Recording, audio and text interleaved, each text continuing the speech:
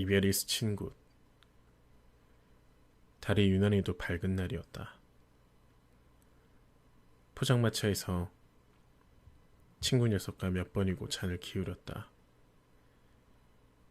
헤어진 애인을 향한 넋두리를 안주 삼아 연거푸 잔을 비우던 녀석은 금세 제 풀에 꺾여 테이블에 고개를 박았다. 꼬부라진 목소리로 무어라고 중얼거리다가 이내 조용해진 녀석의 눈자위가 붉었다. 저런 시시하고 진부한 이야깃거리는 내게도 있다. 빠르게 타올랐었던 사랑은 그만큼 빠르게 식었다. 건태로운 대화와 애정의 괴리는 내게만 느꼈었던 게 아니었나 보다. 일주일 전 이별을 말한 쪽은 내 쪽이었다. 쿨하게 헤어졌다. 자존심이 센 여자라 그랬는지도 모르겠지만 어쨌든 누구도 매달리지 않았던 그런 쿨한 이별이었다. 그렇게 헤어진 후에도 나는 내가 이별을 고한 만큼 그럭저럭 살만했다. 다만 예상치 못한 곳에서 그 여자가 가슴을 쳐왔을 뿐이다. 일상 속에 자연스럽게 스며 있었을 연인의 부재를 하는 시간은 서서히 어느새 내 발목을 붙잡고 있었다. 나는 조심성이 없어서 자꾸 무언가를 망가뜨리거나 떨어뜨렸고 그것도 모자라 매번 어딘가를 다치는 게 일상이었다. 그런 나를 구박하고 타박하면서도 손에 약을 발라주는 그런 여자였다. 저번에 문틈에 손이 다쳤을 때도 어째서인지 손보다 가슴이 먼저 저렸다. 술 기운이 오르는 와중 아직도 붓기가 남아있는 손가락을 쳐다보았다. 왠지 모르게 손끝이 따끔거리는 것 같았다. 만취해서 몸도 가누지 못하는 녀석을 보내고 뒤늦은 취기가 올라 비틀거리며 집에 가는 오르막을 오르는데 흐릿한 시야로 달이 보였다. 크고 밝은 보름달이었다. 눈이 화끈거리며 주변이 핑 돌았다. 왜일까? 왜였을까? 아니, 왜 그랬을까? 술의 힘을 빌려 술을 핑계로 가슴을 탈출한 말들이 머릿속을 제멋대로 헤집었다. 헤어지자고 말한 게 무색할 정도로 갑자기 이별이 다가왔다. 다리에 힘이 풀리려 했지만 걸어야 했다. 안간힘을 써서 발을 옮겼다. 숨을 들이쉬고 고개를 드니 달과 가로등이 겹쳐 보였다. 달이 뜨면 한참이고 하늘을 보던 그 여자가 환영처럼 어렴풋이 스쳤다. 일순간 심장이 멈춘 듯 하더니 코끝에 알싸한 술 냄새가 말려들었다. 허수아비처럼 휘청거리는 발이 땅에 닿을 때마다 세상이 뒤흔들렸다. 그래, 그 여자는 달을 닮았었다. 취중간에 집 앞에 도착했다. 도어락이 2개를 보여 비밀번호를 계속 틀렸다. 씻지도 않는 내 몸은 침대 위에 그대로 던져졌다. 캐캐묵은 채취에 술 냄새까지 섞여 그다지 좋은 냄새는 아니었지만 지끈거리며 머리가 아파 움직일 수가 없었다. 씻기는커녕 그냥 자고 싶었다. 이별의 사유는 참 단순했다. 우리는 너무 바빴고 너무 오랜 기간 함께였다. 그 기간 권태기가 단 한 번도 오지 않았다면 거짓말이다.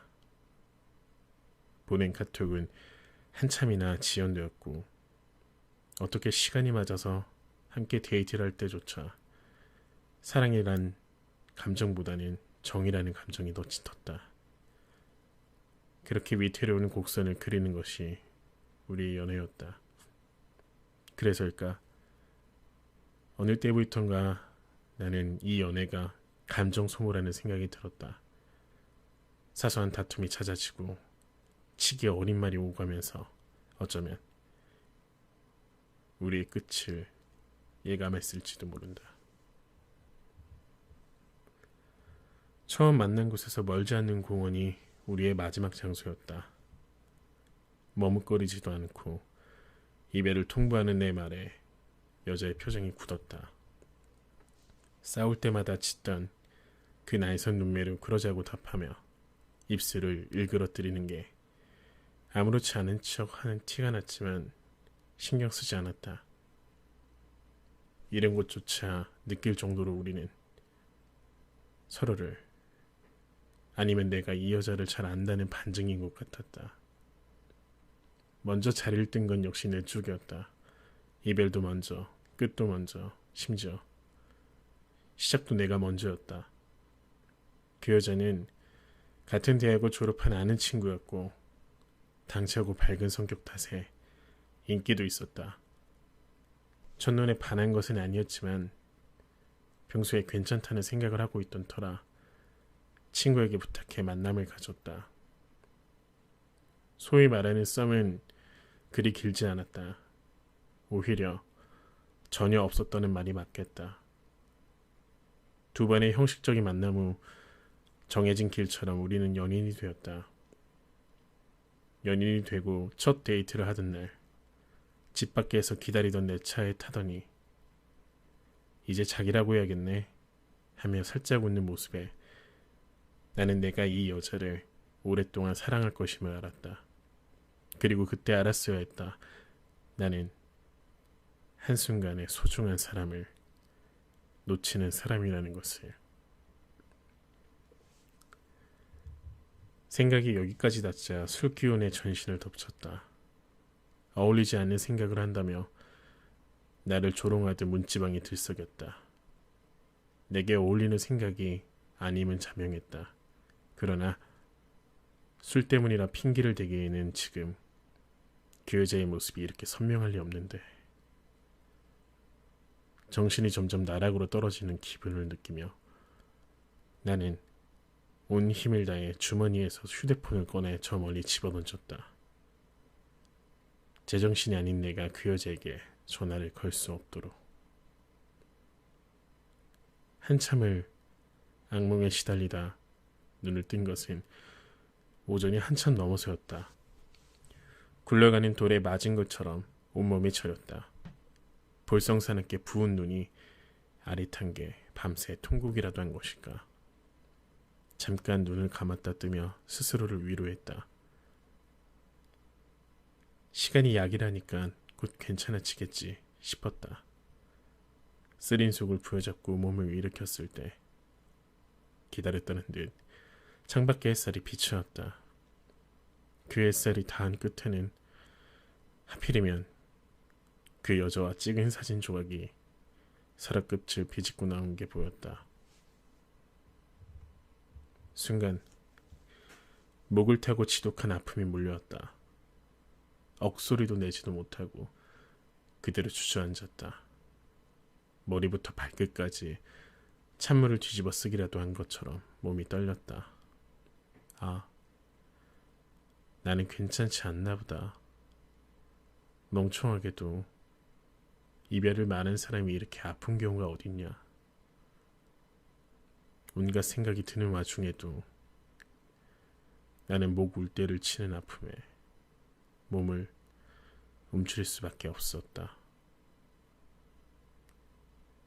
전 애인에게 연락을 다시 하는 것만큼 어리석고 바보 같은 짓은 없다고 생각했다. 그런 내가 지금 휴대폰을 애써 외면하고 있다.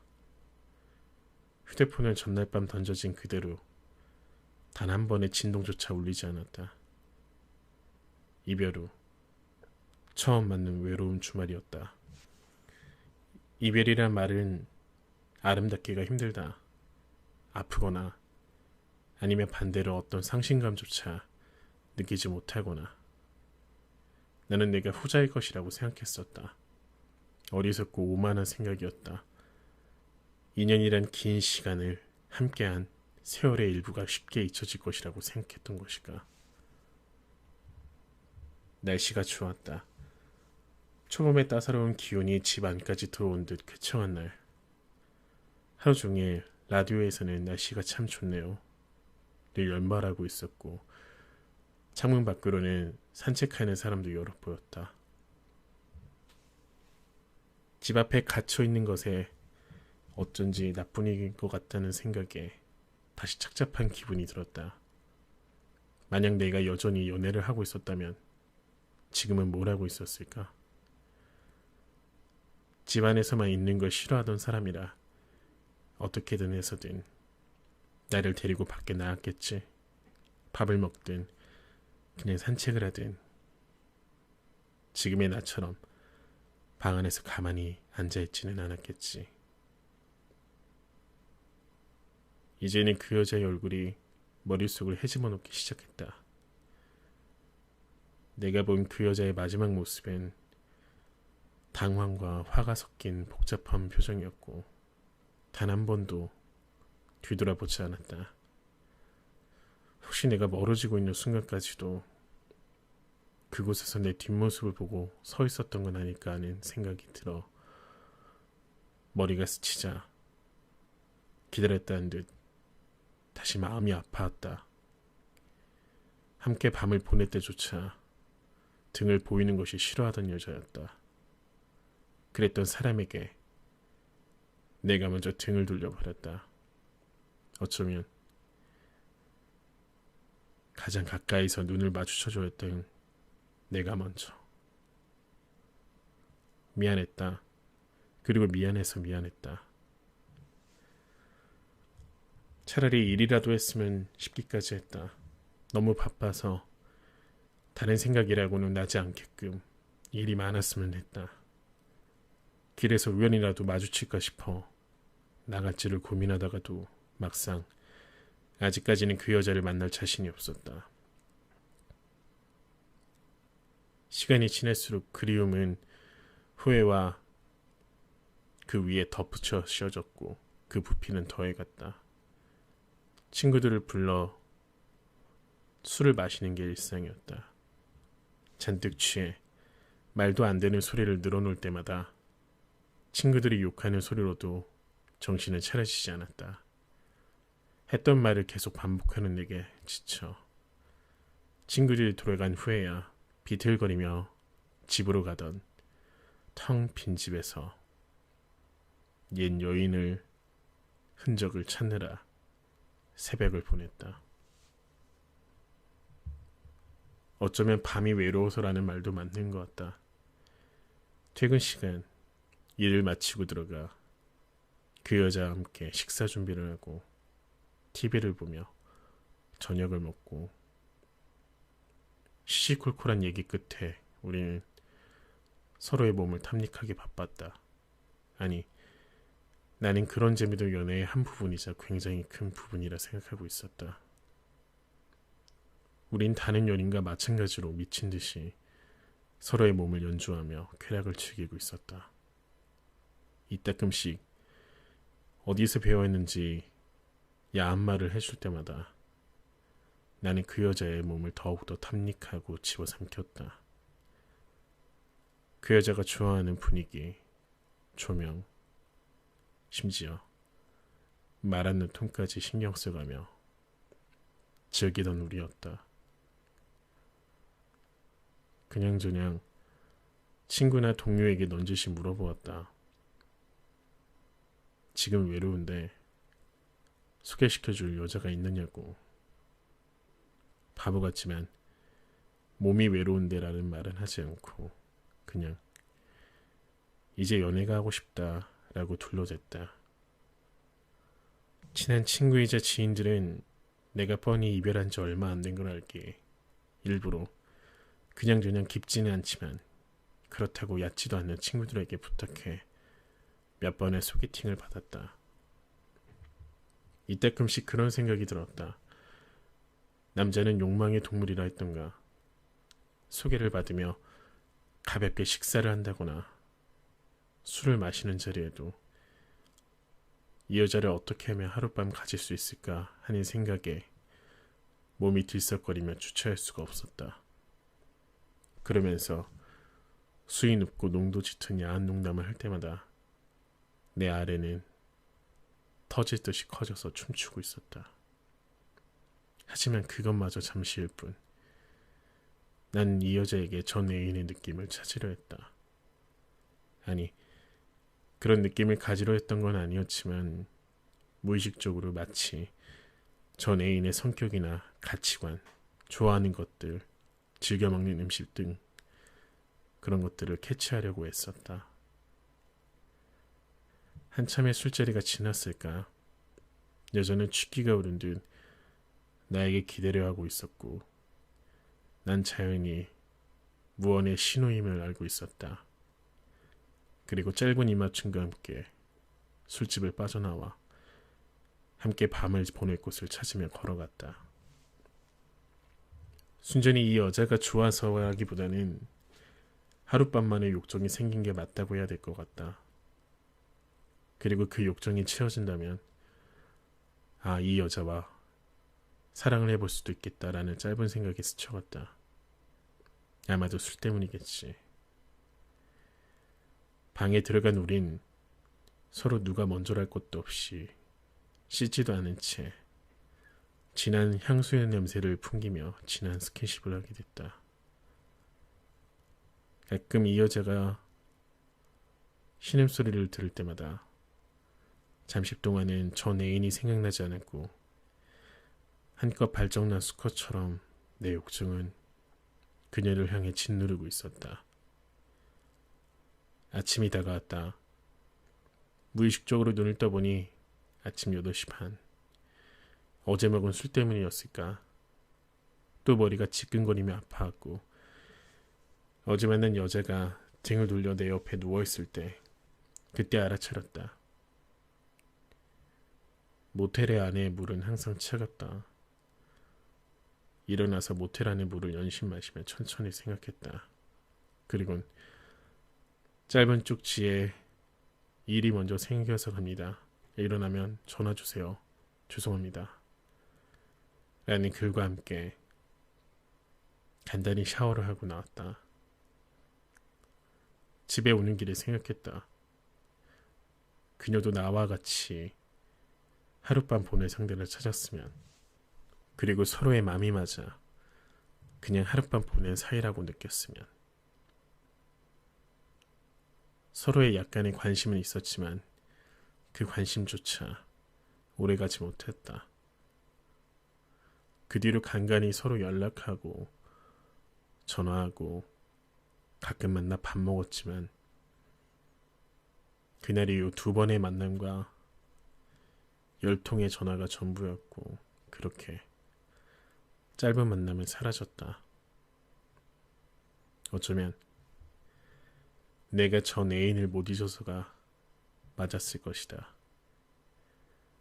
2번의 만남 내내 그녀는 나에게 맞춰주려고 했었고 나는 그때마다 약간의 시큰둥과 방어적인 자세로, 하지만 상대가 알아차리기 힘들게 난 호감을 가지고 있어 이렇게 행동했다.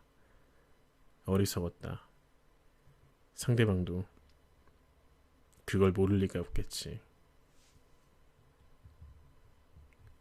무의미한 시간이었다. 돌아오지 않을 사람을 그리워했고 지난 기억을 회상하기만 하며 지금은 어떻게 지내고 있을까를 생각했다. 일이 많아도 생각의 조율기는커녕 오히려 손에 잡히지 않았다.